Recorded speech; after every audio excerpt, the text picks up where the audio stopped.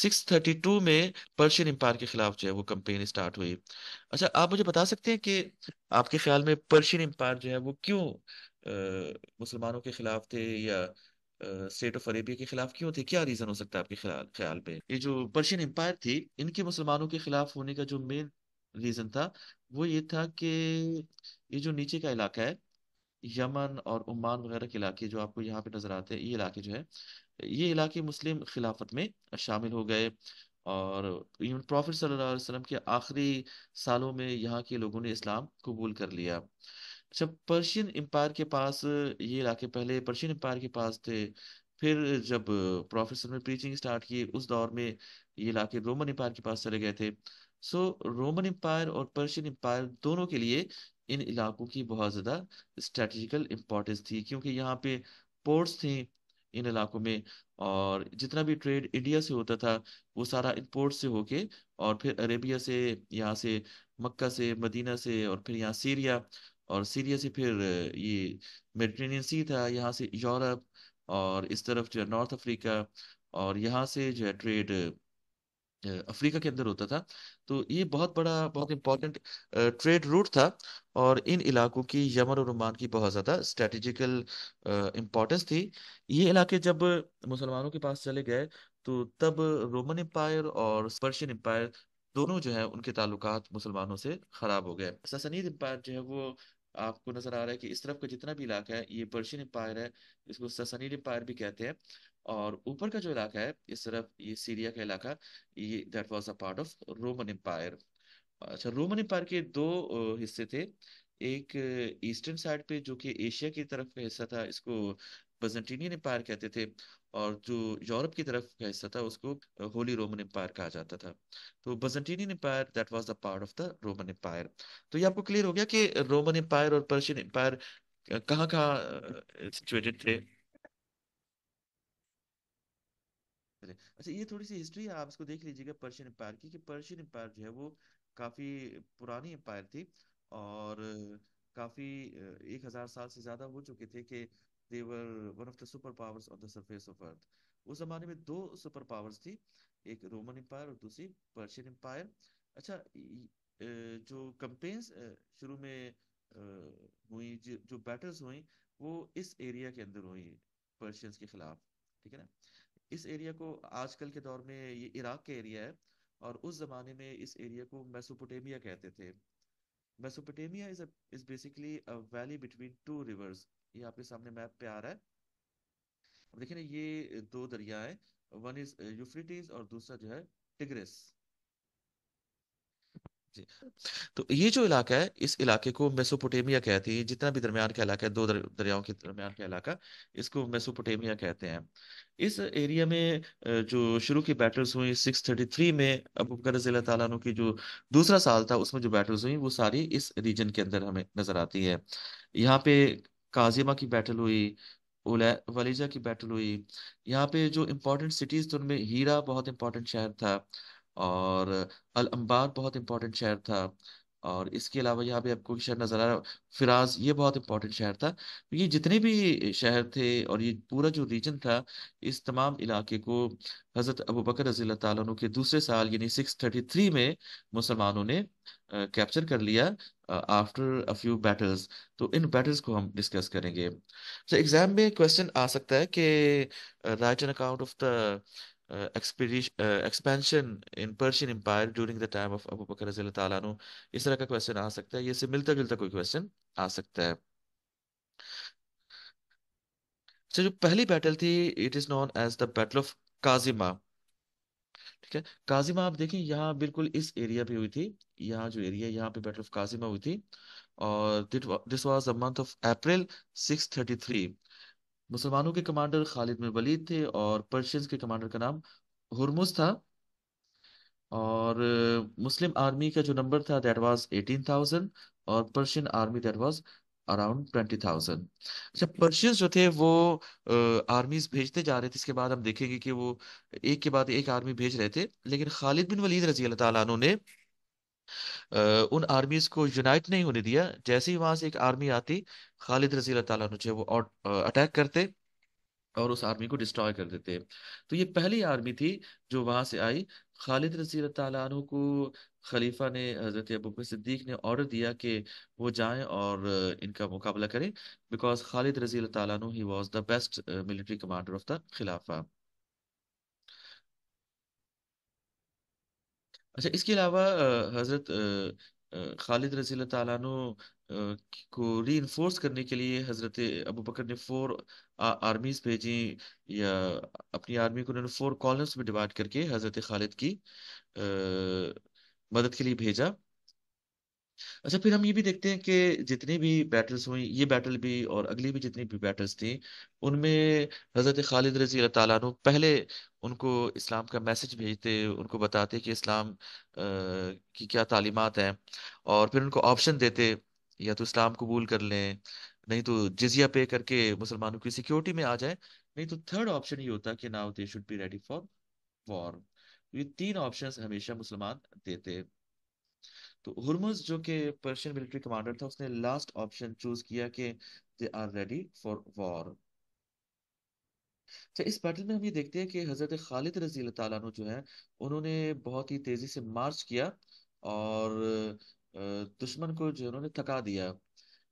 जैसे ही हजरत खालिद बिन वलीद वहां पहुंचे और दुश्मन की आर्मी करीब पहुंची, तो खालिद बिन वलीद ने वहां रुकने के बजाय आगे मार्च करके और आगे चले गए। अच्छा, पर्शियंस ने अपनी आर्मी को उस तरफ मूव किया, तो खालिद वापस अपनी पहली पोजीशन पे आ गए। फिर पर्शियन उस तरफ आए तो खालिद वहां से और आगे चले गए। So in that way he surprised the enemy's army with quick March.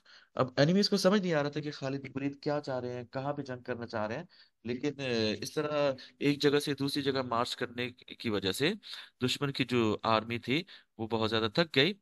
Further हम ये भी इस बैटल में देखते हैं कि हुरबस ने अपने जो ट्रूप्स थे उनको ये कहा था कि they should tie together with chains. उन्होंने अपने आप को जंजीरों से बांधा हुआ था ताकि वापसी को कोई सवाल ना हो और वो ज्यादा बहादुरी से लड़े। लेकिन ये जो स्ट्रेटेजी थी ये दुश्मन के लिए काफी नुकसानदेह साबित हुई, क्योंकि जब उनको डिफीट हो गई तो they were unable to run away from the battlefield. So Muslims ने जब उन पे अटैक किया तो they could not survive with this attack, और हुरमुज वाज किल्ड। और जब हुरमुज मारा गया तो then they left the battlefield and they started running. लेकिन बहुत ज्यादा लोग उनके मारे गए, क्योंकि they were tied together with chains. तो इन चेन्स की वजह से उनको भागने में भी प्रॉब्लम हुई, और काफी सारे लोग उनकी आर्मी के कत्ल हो गए। हुर्मुज भी मारा गया। और after that Muslims they besieged the city of Hira. ठीक है, तो हीरा बहुत इंपॉर्टेंट शहर था, और मुसलमानों ने इस बैटल के बाद हीरा को कंट्रोल कर लिया, और वहां के लोगों के साथ उन्होंने इस बात पे एग्रीमेंट किया कि दे विल पे जिजिया। ठीक है, तो ये पहली बैटल थी, और उसके बाद हीरा का शहर मुसलमानों के कंट्रोल में आ गया।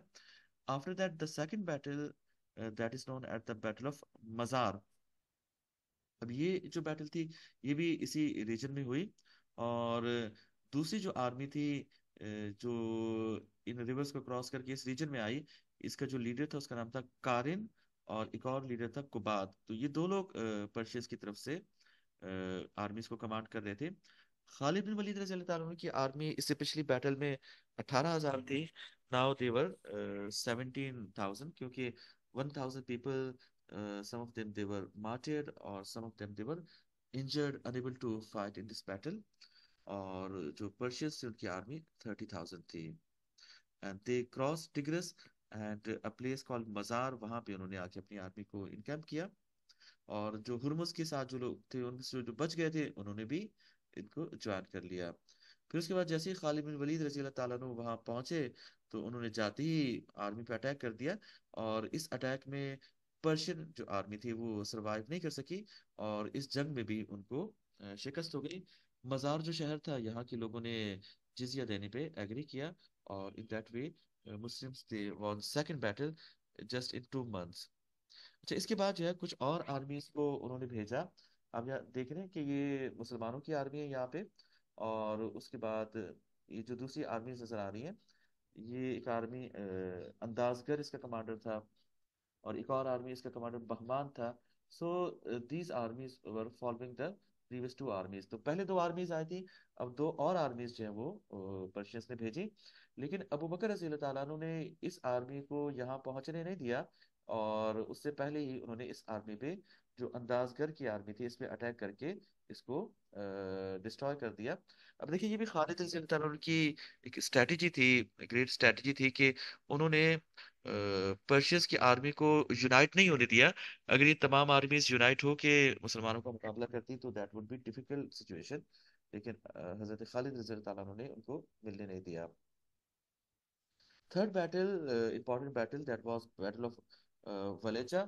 वलेजा जो है ये भी, इसे जो पिछली बैटल हुई थी उसके करीब ही ये था, ये इलाका था, जस्ट 10 to 15 किलोमीटर अवे।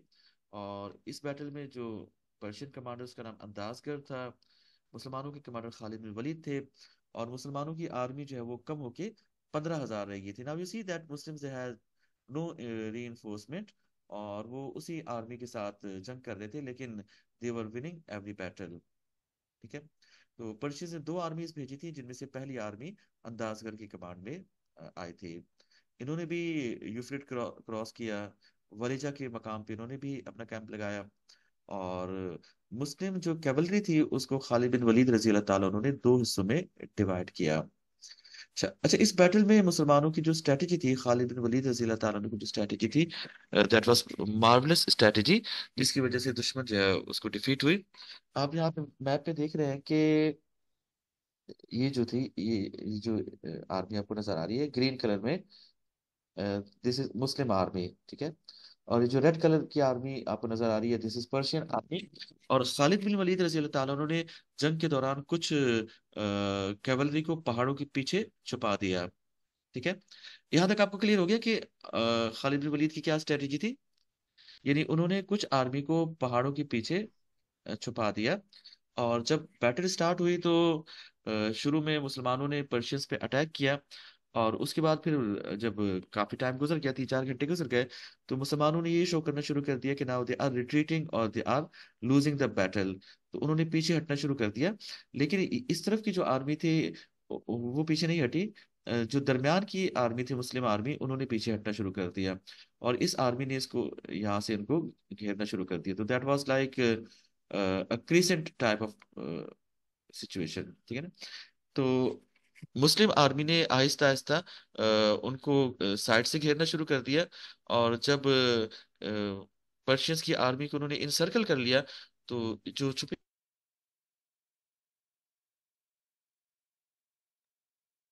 जी आपको यहाँ तक क्लियर हो गया कि how Persian army was encircled and defeated by Khalid रजी अल्लाह ताला अन्हु, ये क्लियर हो गया आपको?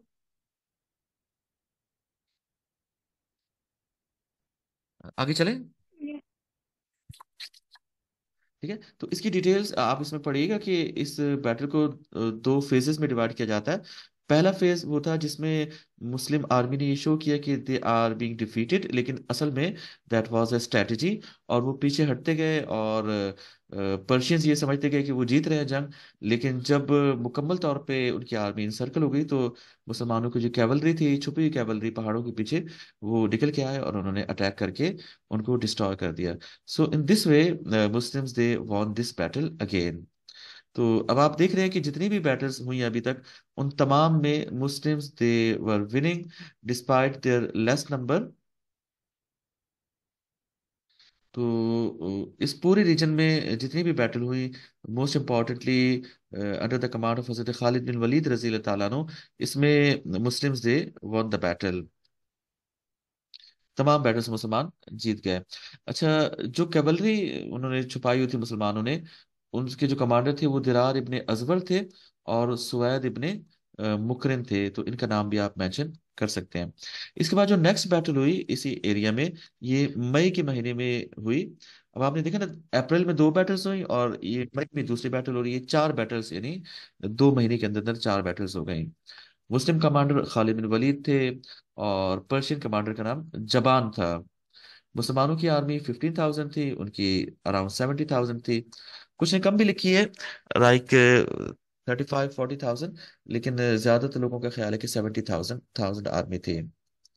अच्छा, इस बैटल में इससे पहले जो बैटल थी वलेजा, उसमें जो लोग बच गए थे, उन्होंने भी इस आर्मी को ज्वाइन कर लिया, जबान की आर्मी को। और इसके अलावा जो क्रिश्चियन अरब ट्राइब्स थे, उन्होंने भी इसमें उन्होंने सपोर्ट किया। और आजकल के दौर में जिस जगह ये बैटल हुई वो नजफ के करीब का इलाका है, वहां पे ये बैटल हुई। और खालिद बिन वलीद रजी अल्लाह ताला अन्हु ने इस बैटल में जो क्रिश्चियंस के ट्राइबल चीफ था, उसका नाम अबुल असवद था, उसको डुएल में शिकस्त दी। और he was killed by Khalid bin Walid रजी अल्लाह ताला अन्हु, जिससे उनका जो मोराल था दुश्मन का वो कम हो गया। And after that general battle started which continue for a few hours. और कुछ ही घंटे की जंग के बाद मुसलमानों ने आसानी के साथ इस बैटल में भी पर्शियंस को डिफीट की कर दिया। After that Muslims they March forward, और उन्होंने हीरा के शहर को बिसीज कर लिया। और कुछ अरसा बिसीज रहने के बाद lastly these people they made a treaty with the मुस्लिम। अच्छा, इसके बाद मुसलमान और आगे बढ़े। अल अंबर एक शहर था, मैंने आपको मैप में दिखाया था। तो जून में मुसलमानों ने इस शहर को बिसीज कर लिया। और after some time these people also made a treaty with the Muslim. इसके बाद फिर अनुत्तमर एक शहर था, उसको उसको मुसलमानों ने बिसीज किया और कुछ अरसे बाद उसको भी कैप्चर कर लिया। मीनवाइल दूमतुल जंदल एक इलाका था, वहां पे मुसलमानों की एक और आर्मी थी which was in a difficult situation. Iyad ibn Ghanm एक मुस्लिम कमांडर थे, उनको वहां हेल्प की जरूरत थी and he was trapped over there. तो हजरत अबू बकर रजी अल्लाह ताला अन्हु ने हजरत खालिद को ऑर्डर दिया अगस्त के महीने में 633 में कि वो पर्शिया के फ्रंट से उस तरफ जाएं और वहां जाकर उनकी हेल्प करें। तो आप दुमतुल जंदल जो कि सीरिया का इलाका है वहां गए, और वहां पे अयाज इब्न गनम की हेल्प की, और फिर वापस आप जो है पर्शिया या इराक की तरफ आ गए। उसके बाद फिराज एक शहर था, यहाँ पे एक बैटल हुई। और कुछ अरसे तक इस शहर को बिसीज रखा गया। उसके बाद एक बैटल हुई, और दिसंबर 633 में ये शहर भी मुसलमानों के कंट्रोल में आ गया। और ये लास्ट बैटल थी। इस बैटल के बाद पूरा मेसोपोटामिया का इलाका जो है वो मुसलमानों के खिलाफ मुसलमानों के पास आ गया। आफ्टर दैट हजरत खालिद रजी अल्लाह ताला अन्हु he was preparing to attack on Qadisiyyah. ठीक है ना, कादसिया जो है वो एक बहुत इंपॉर्टेंट फोर्ट्रेस थी। और उसके बाद जो है वो उनका कैपिटल था कैटेसफॉन या मदाइन। सो हजरत खालिद रजी अल्लाह ताला अन्हु जो है वो मदाइन पे अटैक करने का प्लान कर रहे थे, लेकिन मीनवाइल उनको हजरत अबू बकर रजी अल्लाह ताला अन्हु की तरफ से ऑर्डर मिले कि वो इस फ्रंट को क्लोज करें और यहाँ पे कुछ अरसे के लिए बैटल्स को रोक दें, क्योंकि रोमन एम्पायर की तरफ से भी अटैक का खतरा था। और रोमन्स जो है वो मुसलमानों के खिलाफ जो है वो मिलिट्री कैंपेन की तैयारी कर रहे थे। खालिद रजी अल्लाह ताला उन्होंने मुसन्ना बिन हारिस को यहाँ पे अपना डिप्टी बनाया, और यहाँ से फिर जो वो रोम फ्रंट की तरफ चले गए। सो ये 633 को हमने डिस्कस किया कि 633 के अंदर ये सारी बैटल्स हुई, और इन बैटल्स के रिजल्ट के तौर पे पूरा मेसोपोटामिया का इलाका मुसलमानों के पास आ गया। और मेसोपोटामिया जो है वो that was a gateway towards the Persia. और इसके बाद मुसलमानों का जो टारगेट था दैट वाज देयर कैपिटल। और उनका कैपिटल कौन सा शहर था? कैटसफन या मदाइन। तो ये आप देख रहे हैं। और ये जो इलाका, ये पूरे का पूरा इलाका, ये इसको मेसोपोटामिया कहते हैं। ये अल अंबर शहर है, इसकी हमने बात की, एनुत्तमर, हीरा। ठीक है ना। और ये जो रीजन है यहाँ पे ये बैटल्स हुए हैं। तो ये आपको क्लियर हो गया कि 633 में after many battles Muslims they took control of whole of this reason.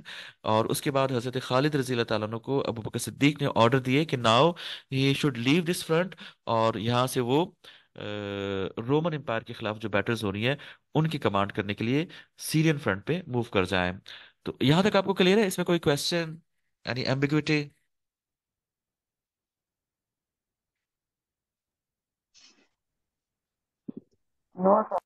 ठीक है, फिर अब हम आगे चलते हैं।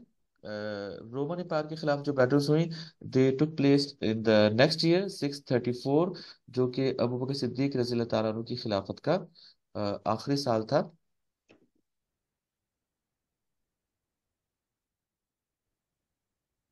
अच्छा, मैं आपको थोड़ा सा मैप पे दिखा दूं ये रोमन एम्पायर जो है उसके खास खास जो इलाके। अब देखिए ना, ये आपको नजर आ रहा है, ये अरेबिया है। इस तरफ का जो इलाका है ये अरेबिया है। ठीक है। और ये दरमियान में एक छोटी सी गसनीद स्टेट थी, और ये भी रोमन्स के ही अलाइज थे। ठीक है। और ये यरूशलेम इम्पोर्टेंट शहर था, और डिमास्कस उनका कैपिटल था, इमेसिया था, और ये सारे इलाके, और Alexandria that is the part of Egypt. इस तरफ इजिप्ट था, ये इलाका जो है ये इजिप्ट का इलाका था। ठीक है। और ये मेडिटेरियन सी था। और इस तरफ जो है वो फिर रोम और आजकल जो इस्तंबुल वगैरह, कंस्टेंटिनोपल वगैरह। खालिद रज़ी अल्लाह ताला अन्हु को ये कहा गया कि वो इस रीजन से, ये मेसोपोटामिया का इलाका था जिसकी हम पहले बात कर रहे थे, ये मेसोपोटामिया, ये पर्शियन एम्पायर का इलाका था। तो खालिद रज़ी अल्लाह ताला अन्हु को ऑर्डर दिया गया कि वो यहाँ से सीरियन फ्रंट की तरफ आ जाए। तो खालिद रज़ी अल्लाह ताला अन्हु फिर इस तरफ आ गए। अब हम इसको डिटेल से देखते हैं कि किस तरह ये बैटल्स स्टार्ट हुई। कैन यू टेल मी कि